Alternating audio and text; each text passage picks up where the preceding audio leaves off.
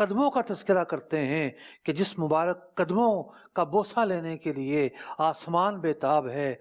تیرے قدموں میں جو ہے غیر کا منہ کیا دیکھے، کون نظروں پہ چڑھے دیکھ کے تلوا تیرا۔ حضور اکرم علیہ السلام کے جو مبارک قدم ہیں، یہ تو وہ قدم ہیں کہ آسمان کو حسرت ہوتی کہ وہ ان کا بوسہ لے سکے، عرش کو حسرت تھی کہ وہ ان کا بوسہ لے سکے۔ نبی اکرم علیہ السلام کے قدم اطہر کا تذکرہ کرتے ہیں، چنانچہ حضرت ہند بن ابی حالہ رضی اللہ تعالیٰ عنہ روایت کرتے ہیں کہ کان رسول اللہ صلی اللہ علیہ وسلم خمسان الاخمسین، نبی اکرم علیہ السلام کے جو مبارک تلوے تھے ان میں قدر گہرائی تھی۔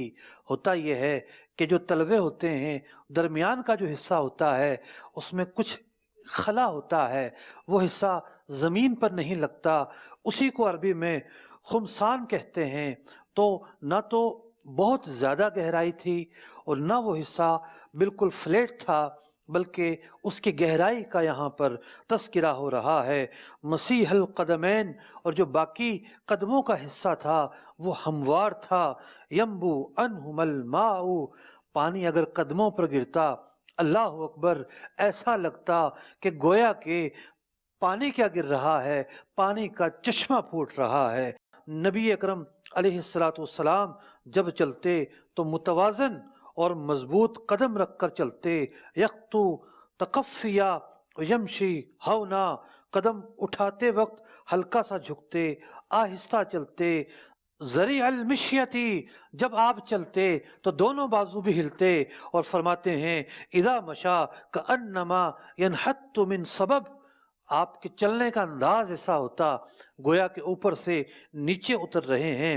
نبی اکرم علیہ السلام کے چلنے کے انداز کے کیا کہیے، آپ علیہ السلام کے قدم اطہر کے کیا کہیے۔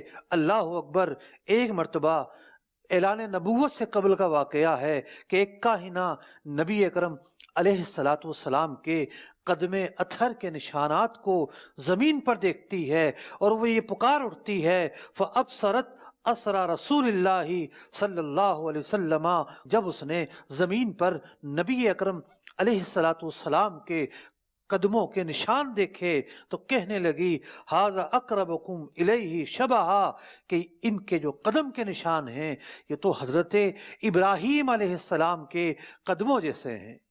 حضرات صحابہ اکرام نے نبی اکرم علیہ السلام کی ایک ایک ادا کو اپنے دلوں میں بسایا ہوا تھا۔